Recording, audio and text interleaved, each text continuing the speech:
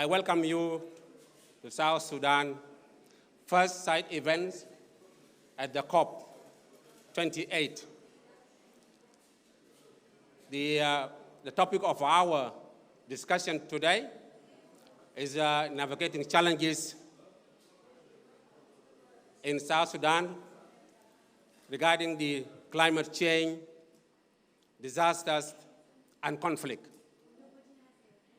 And it is my pleasure to announce that the Honorable Minister of Humanitarian Affairs and Disaster Management, Albino Okol Atak, the main guest speaker in this side event, is with us. Minister, you are welcome. Alongside my minister, we have also Minister Pal Mai, the Minister of Water Resources and Irrigation in the Republic of South Sudan. Minister, you are most welcome. The program for today will start with a video and a presentation, then followed by a statement from the Minister of Humanitarian Affairs and Disaster Management. After that, we'll have a brief panel discussion with very prominent leaders in the area of DRR, regionally and globally. I will introduce them when time comes. But now, ladies and gentlemen, let's see what is happening in South Sudan and why did we choose the interplay of disasters, climate change, and conflict. The video.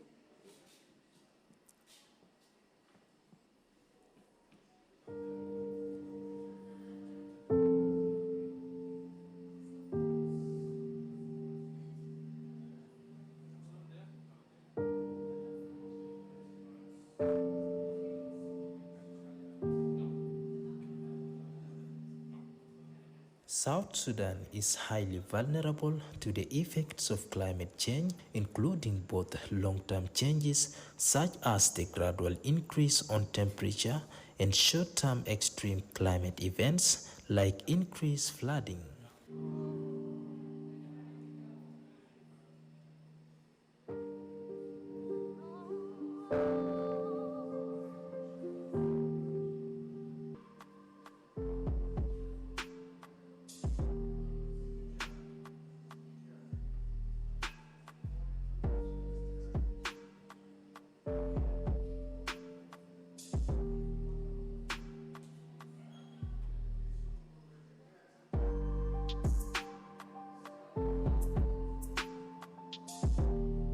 The conflict in Sudan has forced more than 240,000 South Sudanese and Sudanese people to flee to South Sudan.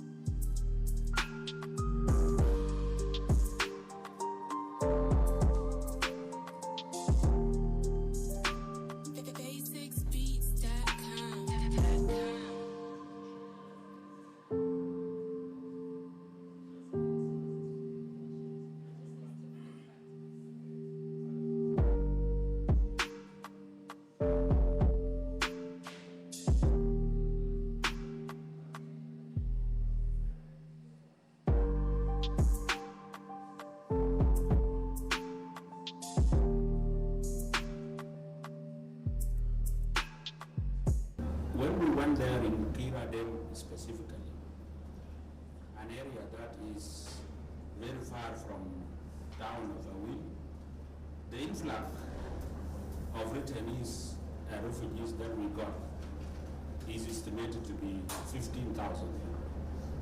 Both returnees and refugees. And returnees and refugees are almost have equal number. For instance, the number of refugees alone is 7,500, an estimation.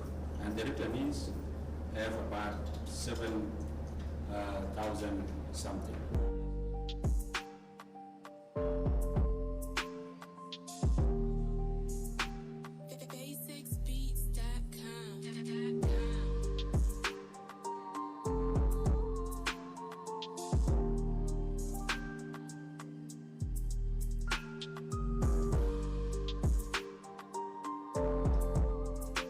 The government of South Sudan seeks more funding to respond to the influx of returnees and refugees fleeing the conflict in Sudan.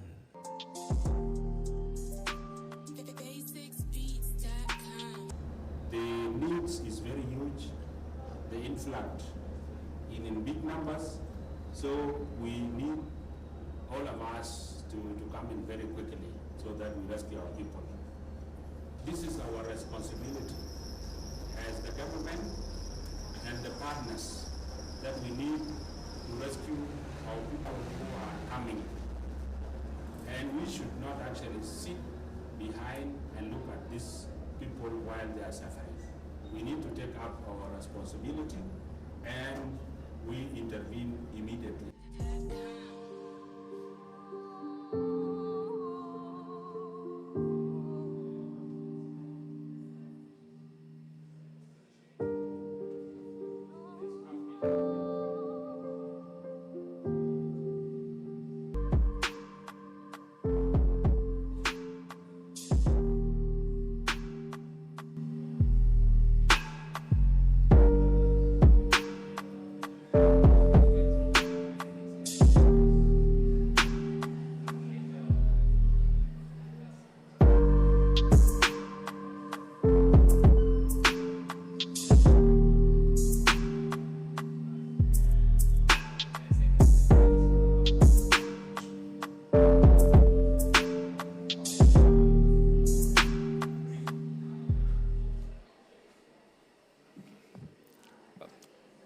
Thank you, Tech Team.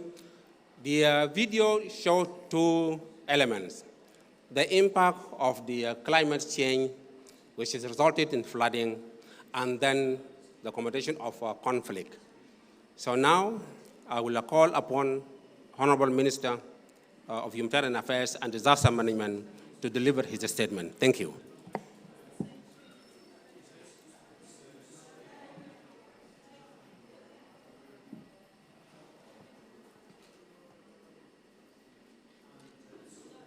Excellencies, distinguished delegates, ladies and gentlemen, the conference of the parties COP28 comes at a backdrop of huge humanitarian suffering attributed to the consequences of climate change. Although number of deaths and the impact of the climate shock have reduced significantly due to improved early warning system, improved awareness and infrastructure, nevertheless, the increase in the frequency of disasters has disproportionately impacted the most vulnerable communities, especially in the rural areas worldwide. This trend is disturbing, and it is challenging our efforts to avoid the imminent consequences of climate change. A rapid conclusion could mean there is something that we are not doing right. Excellencies, ladies and gentlemen, even though we think we are better prepared than before, we all witnessed the recent earthquakes in Turkey and Morocco that killed thousands of people, destroyed homes and the infrastructure, and displaced another thousands of people. The situation in South Sudan is not different. The country is covered with the thick equatorial vegetation and savanna grassland. The average temperature range between 18 to 35 degrees centigrade, with the hottest month in February and March. and the coldest month from July to August. Current projections indicate that temperatures could increase by 0.6 to 1.7 degrees centigrade by 2030, and by 1.7 to 3.1 degrees by 2060. This is a very worrying picture for all of us.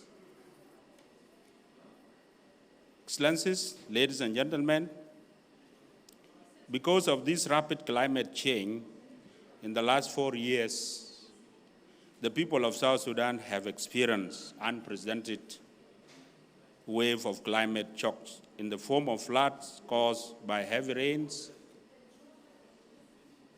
exposed floods, plains, and overflow of River Nile. About 1 million or even 2 are impacted by these floods every year, from displacement, loss of livelihoods, and properties. Excellencies, the impact of floods in South Sudan are exacerbated by the current conflict in Sudan. Since the eruption of the conflict in Sudan on 14th April 2023, the government of South Sudan, IOM, and UNHCR have recorded more than 410,000 people who cross the borders from Sudan into South Sudan. Most of the people crossing into South Sudan are women and children. They cross the border with nothing or with limited life-saving materials. This has mounted more pressure on the weak economy caused by many factors, including war in Ukraine and the global decline in oil price. Excellencies, because of the unfolding situation in Sudan, plus other problems facing my country, we have taken the following actions to alleviate the situation. One, being a new country striving to develop, we have embarked on the institutional establishment of new institutions to lead the country into better condition after coming out from the civil wars that went on for some decades.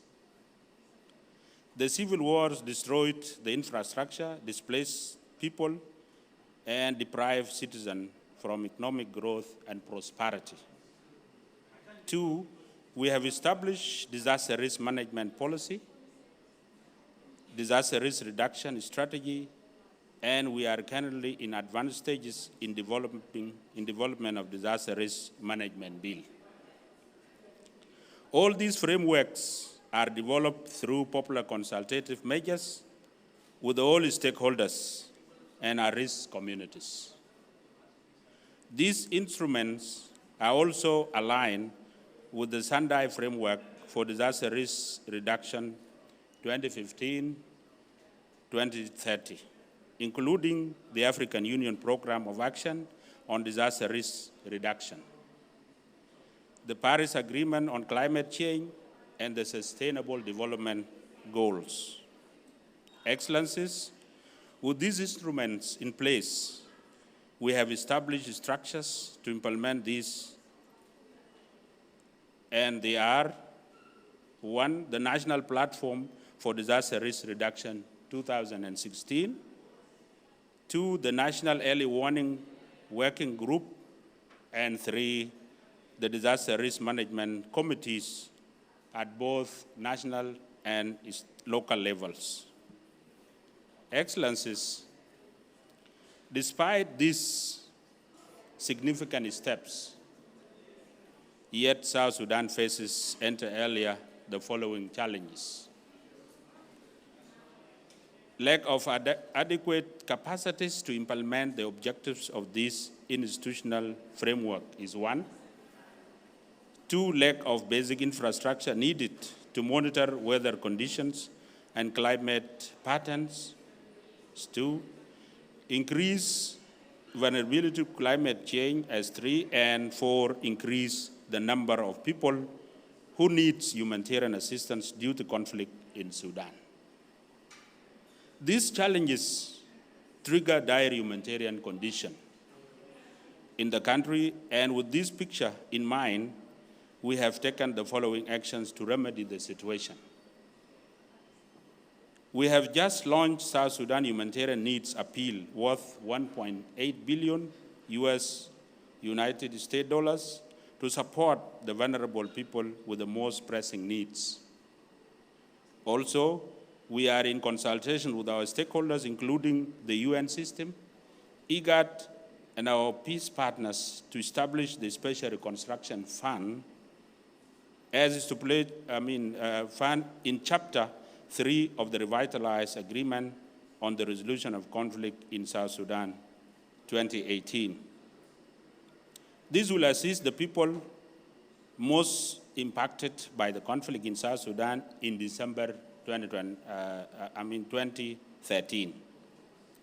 Furthermore, we have approved the Kampala Convention on the Rights of the Internally Displaced People.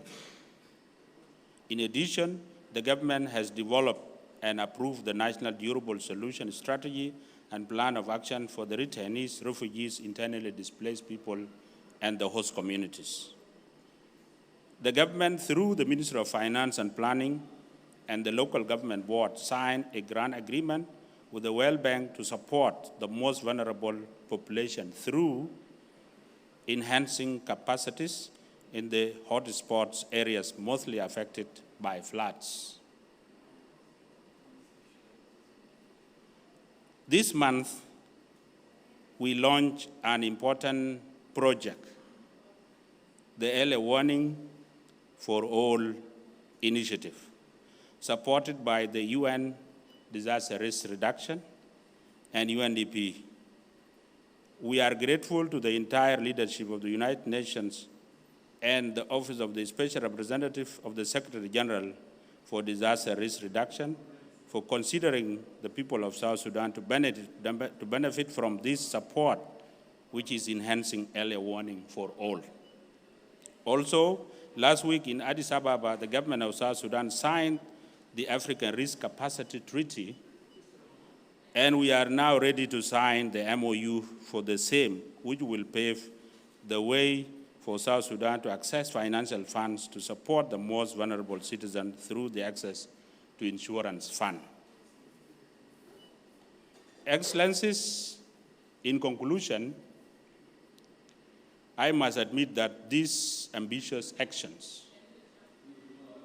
cannot come to fruition unless we improve to working together as one team. I need to take this opportunity to give a special thanks to the leadership of the African Union Commission for giving the Ministry of Humanitarian Affairs and Disaster Management to showcase to the world what we are doing and the challenges we face. This is a clear recognition of the role of South Sudan in promoting disaster risk reduction agenda globally and regionally. I also take this opportunity to say thank you to all partners, especially donors, South Sudan Red Cross, International Federation of Red Cross, IOM, UNHCR, WFP, the AU Commission, and the IGAD, and all the humanitarian agencies supporting the vulnerable people in South Sudan through different means. I want to thank those partners whom, without their support, we could have not made it to participate in the COP28 and to have this opportunity to have such wonderful side event for the first time since we began participating in the COP 5 years ago. Finally, I'm appealing to all the donors, despite the competing challenges and the priorities in funding allocations, to support the people of South Sudan in overcoming current humanitarian situation before it could turn into a global emergency. Thank you very much.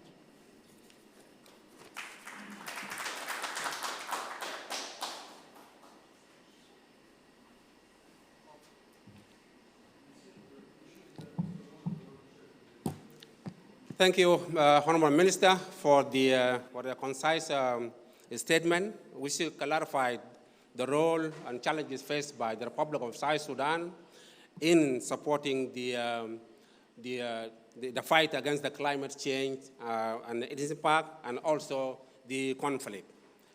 The next session will be an interesting one, that we have heard what is happening in South Sudan, the challenges and the efforts. I would like to introduce three very important, prominent speakers. And as the minister just indicated, without these three people, we wouldn't be here today. They supported us a long way since the adoption of the Sendai framework in the Sendai city in Japan, 2015. We have come a long way with the UNDRR, whom supported now senior government officials to come to this forum. The capacity building through IGAD and ICPAC is much appreciated. And as the minister also indicated, our partners, despite that we still have some challenges that are behind us in everything. So it is my pleasure to introduce our first panelist, Lorita Haiba. I hope I pronounced the last name properly, from the UNDRR in Geneva. So you are most welcome, and you can take the floor, please. Our second panelist will be Dr. Gulet Artan, the director of ICPAC, based in Nairobi. Dr. Artan, you are most welcome. Our third panelist today is one of my friends and a leading specialist in DRR. I hope he's getting me, he's online. Mr. Lucas, can you get me, please?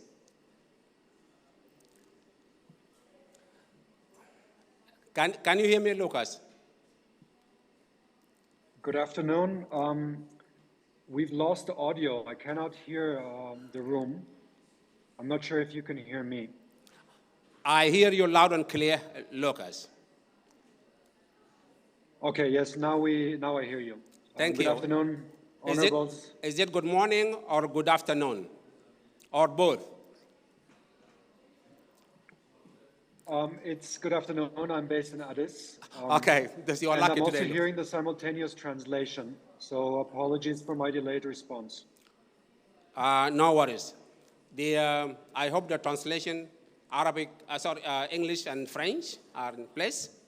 Okay, thank you, Lucas. We have the translation. So, my first question, while they are preparing the tech preparing team, my question to Loretta of the UNDRR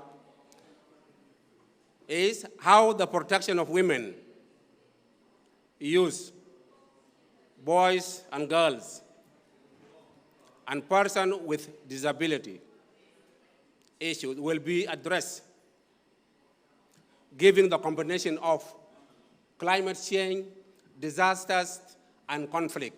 And from the video, you have seen the most affected are women and children. So you can see also what would be the position of the disabled people. That question goes to Loretta. The second question will go to Dr. Atan of ICPAC. South Sudan is one of the countries under the UN Global Program on early warning for all. And early warning is very important or key to have proper anticipatory action planning. What support can South Sudan receive to strengthen the early warning and climate services from IGAD or ICPAC? The third question goes to my friend, Lucas, of the World Bank Group. Returnees in South Sudan also became flood victims returnees from the conflict also became flood victims. And in the past 4 years, floods, thus the number of IDPs increased. How can these challenges of climatic impact be addressed? Would skill-based livelihoods, training, and cash-based program linking be an option for a durable solution for IDPs, especially for women and youth? So I will begin with Loretta. Loretta, your question is how the protection of women, youth, boys and girls, and persons with special needs or disability be addressed in the context of climate change, disasters, and conflict. Loretta, the floor is yours. Thank you very much. I hope you can hear me. I first worked in South Sudan around 7 years ago, and I visited many of the camps that we saw here while I was working with OCHA. I now work with the United Nations Office for Disaster Risk Reduction. So when the question came to me about how will women and girls and persons with disability be protected as we address the climate emergency in contexts such as South Sudan, which is also facing a conflict situation, I was really gratified that we'd have the opportunity to speak about this, and also that this was the first question that you were asking to this panel, because these are the groups that are really most at risk in these situations of what we call compounded vulnerability, where on the one hand they are facing the consequences of conflict, which often manifests itself in terms of displacement, but additionally they are at risk of losing their livelihoods through recurrent, repeated disaster events, such as the flooding that we know takes place regularly in Africa, or increasing extreme weather events such as drought. I would maybe like to start with a rather sobering figure, and that is that more than 600 million women and girls lived in conflict-affected areas in 2022. This is a 50% increase since 2017. So the situation, unfortunately, is getting worse, not better, and this really requires us to double down on our efforts to put in place measures that will help ensure that protection is at the forefront of our programming and planning. We know that women in particular confront really increasingly complex situations because of the multiple layers of climate shocks, chronic vulnerabilities, and also endemic poverty, which is also made worse by climate change. It also is very apparent that climate change is having an impact on gender roles and power relations. Nonetheless, we do think that there are important entry points that need to be looked at. For example, of the 18 peace agreements that were reached in 2022, it was only the Khartoum peace agreement between the Sudan People's Liberation Movement and government and the other forces that were signed or had a representative of a women's group or organization. So this is just to give you an example of the type of peace negotiations that are happening in Africa, on the African continent, and elsewhere in the world, in which women are not necessarily part of the negotiations or even bearing witness to this. So a very first area of work that we would really like to see strengthened is women's engagement in peace building and in peacekeeping initiatives. One good piece of news is that in South Sudan, women made up 41% of participants in local peace initiatives supported by the peacekeeping mission, and this is an increase of 30% in 2021. So really, more efforts is needed to ensure the meaningful participation and leadership of women and women's organizations. One of the very critical issues that we see a need for greater attention is the risk of gender-based violence and how this is addressed, and how climate change compounded with conflict really increases the risk of gender-based violence. And according to the 2024 Humanitarian Needs and Response Plan for South Sudan, an estimated 2.5 million people, and this includes girls, boys, and women, risk GBV challenges. So they are at risk of gender-based violence in 2024. This is exacerbated by high levels of food insecurity, economic instability, unemployment, school closures, high levels of maternal mortality. And climate change, again, is exacerbating this because it's leading to higher levels of displacement. And displacement is also a challenging, I would say, trigger for gender-based violence.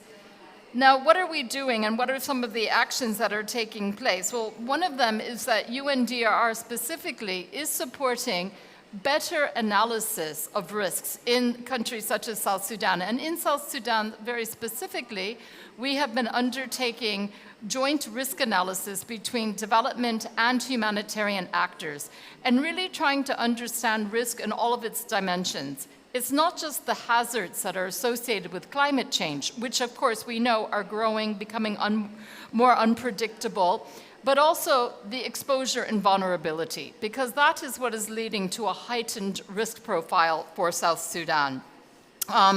And bearing this in mind, we are trying to ensure that all of the planning that is taking place, whether it's the humanitarian response plan or the common country analysis or the climate change adaptation plan or DRR planning, really has a robust understanding of the risk and the risks that the country is facing now, but also the risks that will be further imposed by the changing climate. I would like to say maybe just a few words about youth, because this was one of the questions that was asked. In fact, South Sudan has an asset insofar as it has a young population.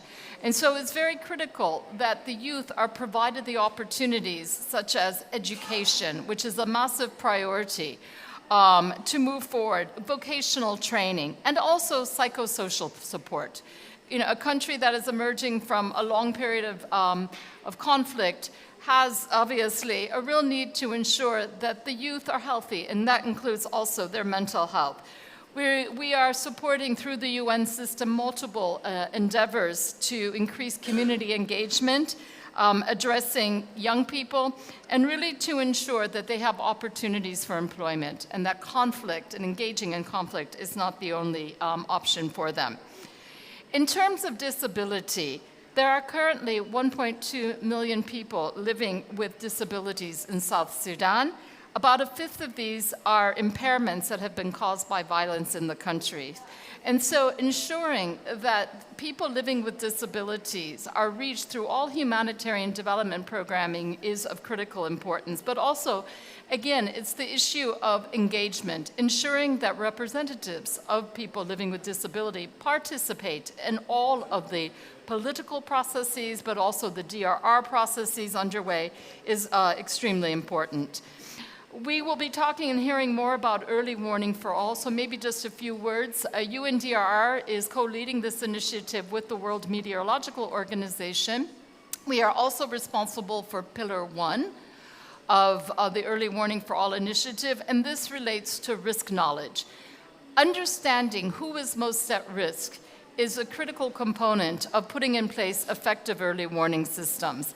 And that includes understanding not only the women, men, boys, girls, persons living with disability, but older people as well, and ensuring that they will be assisted and have the appropriate needs met during early warning and during disaster prevention and response measures. But also isolated populations living in far-to-reach areas that may not have access to technology, to mobile phones, or who risk being left behind because of linguistic differences.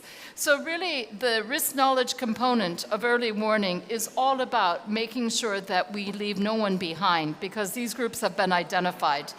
A final word about early warning is South Sudan is also the focus of a very important project that is being funded by the Dutch government called Water at the Heart. And I note that the Minister of Water is here. We know that much of the early warning work is associated with water, too much water, too little water. And so helping communities really build their resilience to water-related stresses and shocks is at the heart of the project called Water at the Heart. Water at the Heart is a collaboration between the World Meteorological Organization, UNDRR, but also the Red Cross movement. And this is extremely important because it will allow us to get down to the community level where resilience needs to be built and where capacity strengthening, which was mentioned in your speech, Minister, the need to build capacity really needs to be prioritized. I would maybe just mention also that we recognize that putting in place early warning systems in contexts that are considered to be fragile or facing situations of conflict and violence can be challenging. Through the Early Warnings for All initiative and with the Center of Excellence, we are launching on December 4th a handbook on scaling up early warning in fragile conflict and violence settings. And this handbook will help the international community and national governments and stakeholders understand what are some of the options that are available to countries that may not have the full capacity in place, and yet is really critical that their early warning systems are scaled up. And this will be launched on December 4th. And I really hope that you will be able to attend. But in other words, we will use this handbook in our technical support to South Sudan, and we'll work with you to build capacity so that early warnings reaches all countries. So it's a pleasure to work with you. It's a privilege, and thank you very much.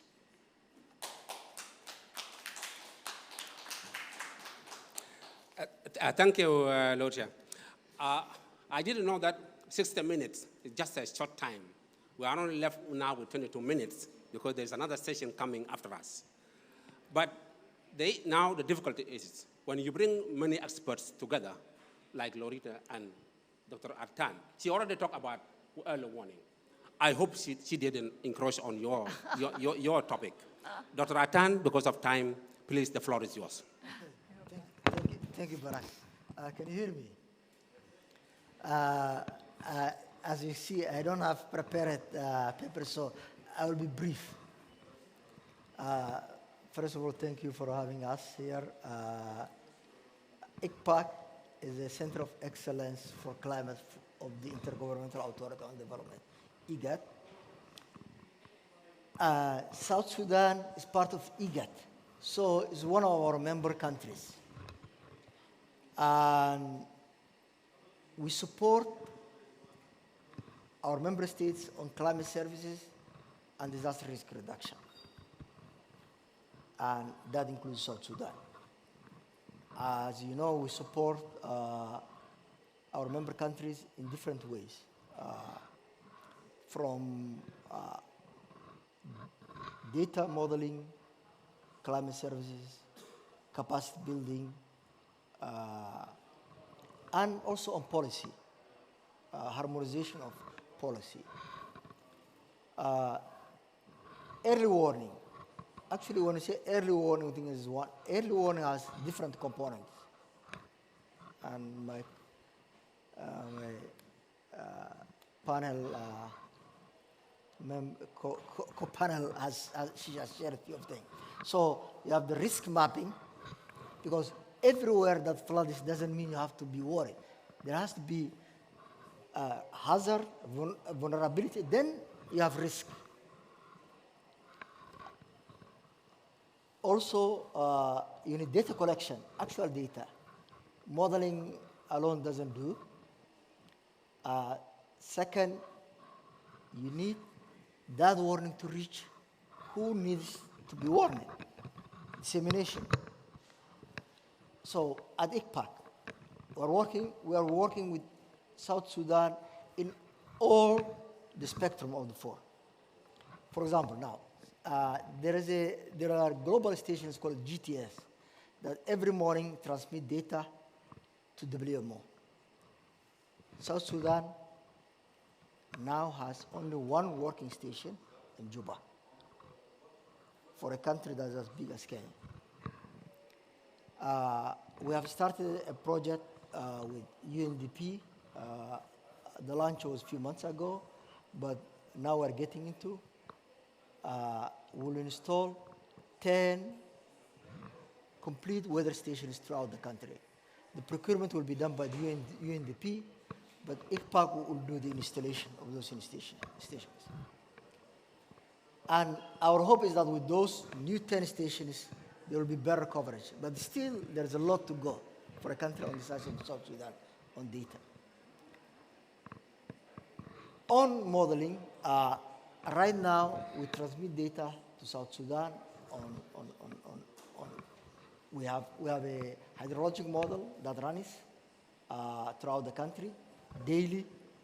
Actually, it's not a one. It's a several models, and we use a convergence of evidence. We have another model called the Mike 11 of the Danish Institute of Hydrology, a model called JOSFM that I've developed myself, and a new model from the University of Berlin is coming in online. So the two models now are running, are operational, the third will join. So that's one thing. And that is, we are pushing to South Sudan every morning. We have what they call the East Africa Hazard Watch that gives you from drought to heavy rains to flooding, covers all the spectrum on. Then we do a seasonal one. We do what they call a GARCOF, Great Horn of Africa Climate Outlook Forum, that we hold every 4 months, 3 in a year. What we want to do, South Sudan, is to take that concept and do a national COP. We do already in Kenya, Uganda, and other countries. The second is that we are expanding the concept of global climate services. So we have done for Kenya. Now Kenya is complete. The act is in parliament. We are working in Uganda. Next to move to South Sudan and Ethiopia. On climate, on risk, actually with help from UNDRR and collaboration that we have with Chima, we have mapped flood risk in South Sudan. But that was at the chorus level. Our idea is to go to down, to use a more spatially high resolution than it was done. Now it's 1 kilometer. That to be used, and is useful at the policy level, to be useful for evacuation. And we need to reduce that to few meters. And that is part of this project sustain. On dissemination, part of this project is that we have an app called Husika that was developed by young guys in Kenya. Basically, is an app on a cell phone that will allow you to give early warning at the community. Everybody has a cell phone, and we'll install that Husika for South Sudan. So we're working on all the spectrum on early warning, and I think it's really a good idea. Secretary General had this early warning for all, and we are trying to do our component in it. Thank you very much. I hope I was brief enough. Thank you, Dr. Atan. I will rush to my colleague, my friend, Lucas of the World Bank Group. Lucas, the floor is yours if you are available. And I'm afraid that you will have to speak only for maybe 3 to 5 minutes. Thank you. Thank you, Banak. Can you hear me? Yes. Okay. Yes, Lucas. We can see your photo and also can hear you. Okay.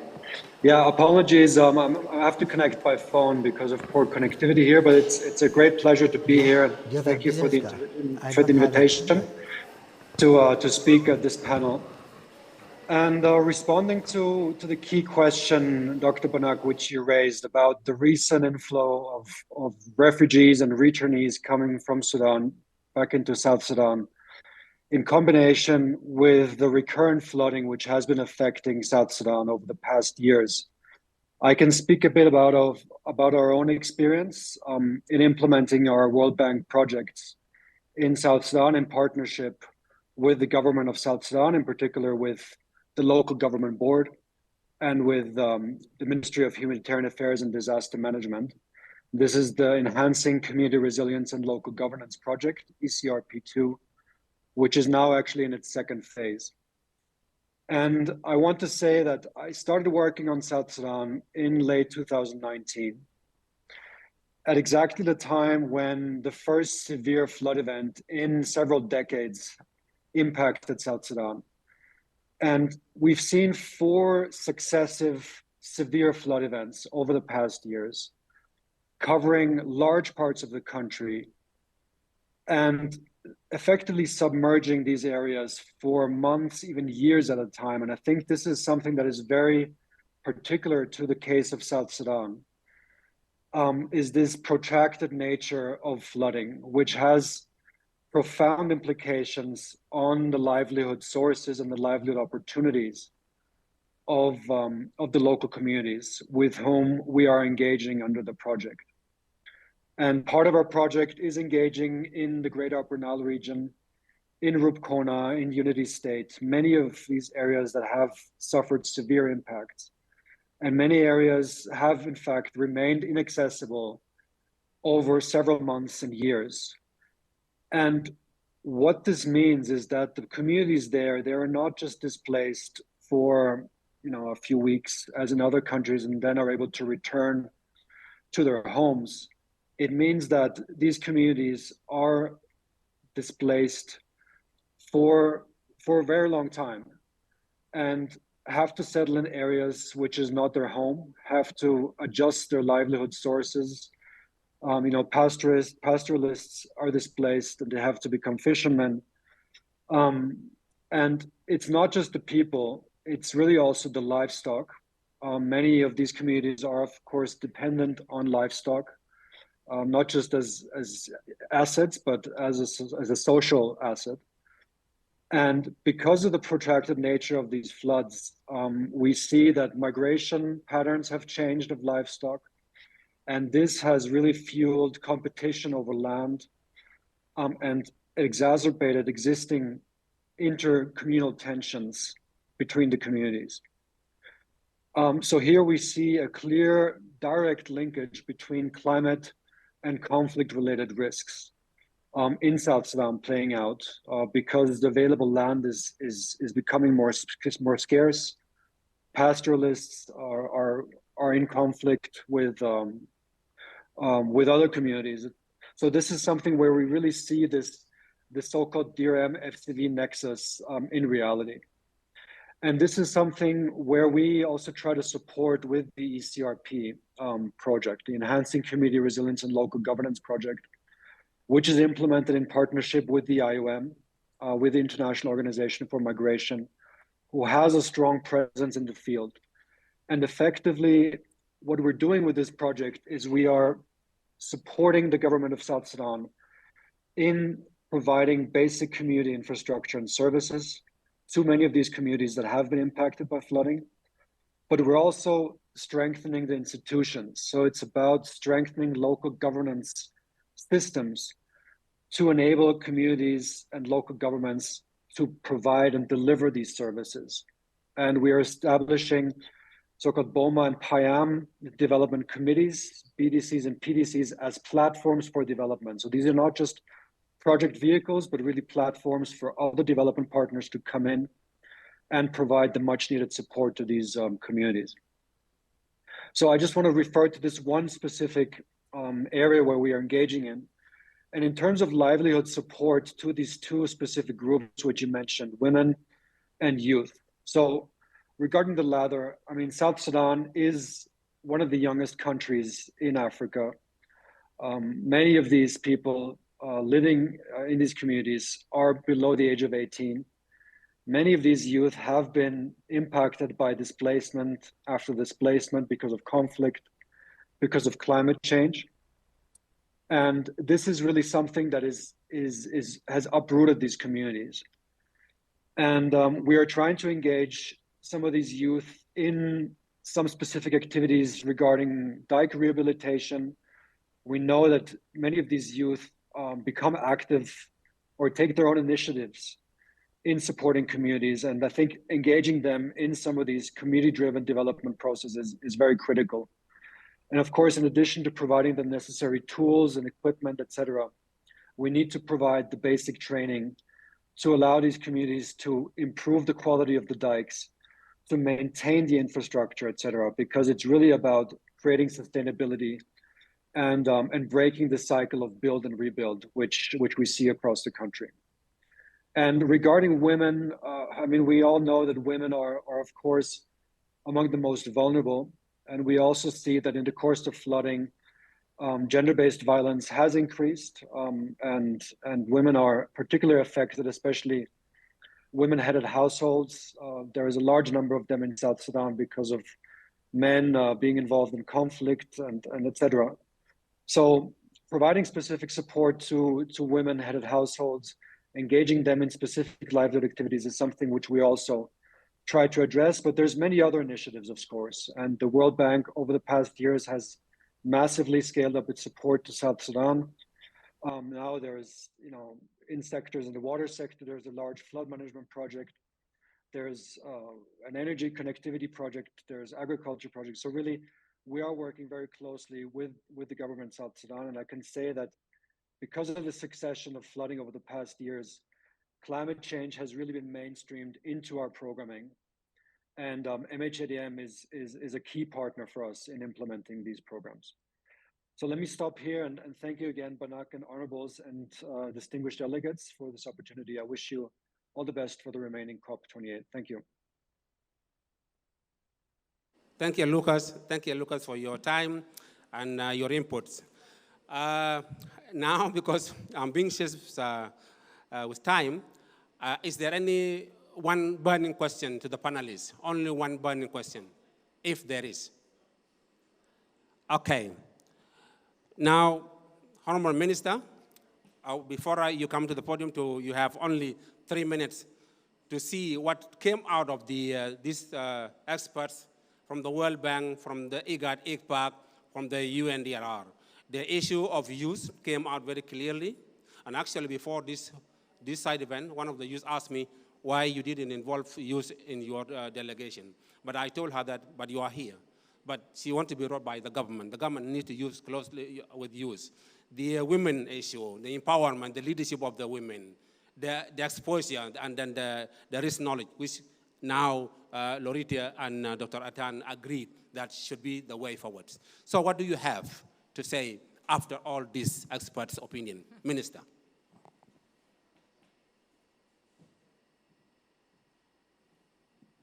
Thank you very much once again. And of course, when we thought about conducting this side event, is to showcase the impact already of the climate change on our people, which is now very clear that we have talked about it. And also to say the efforts, or to show the efforts of government in terms of remedy on these issues. And then also to acknowledge what the international community and the region that is doing to support the government of South Sudan in this.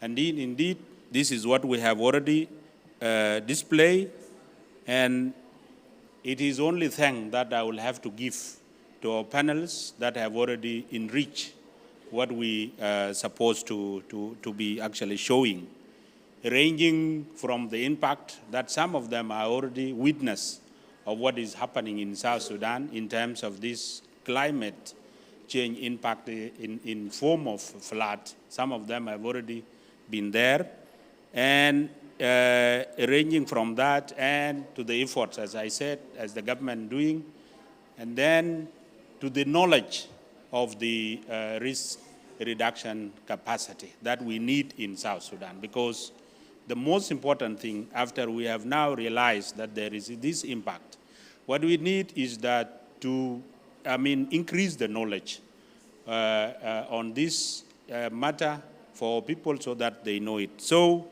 the issues that you have talked about them are in place, and I think we have already taken note of it, and together we will move ahead so that we do this. I also want to say that the government of South Sudan will continue to do or to exert more efforts with the help of region and the global, so that we reduce this impact on our people. And of course, I appeal again to the donors, our donors and our partners, to continue helping South Sudan to elevate this problems on its people. And it is a pledging from South Sudan government to continue working with these regional bodies, IGAD, World Bank, and of course UN system on this matter, so that together, as I called from the beginning, we can elevate this suffering. I thank you very much for your participation, the attendees, the facilitators, and the panels, of course, those who are now with us here, and somebody who is now online with us. I appreciate you because you made it to be one of the priorities. That this is why you gave this chance to speak in this side event. Finally, of course, I thank my colleague, the Minister of Water Resources and Irrigation in South Sudan, who have made it to come and share with us this event. And of course, we are doing this job together. He's now handling these issues of waters, which are actually the main component in what we are now doing as in flooding. And we are also doing the rest. So I thank you, Honorable Minister, for being with us. Brother Banak, I also thank you for this, organizing this event, and thank you very much.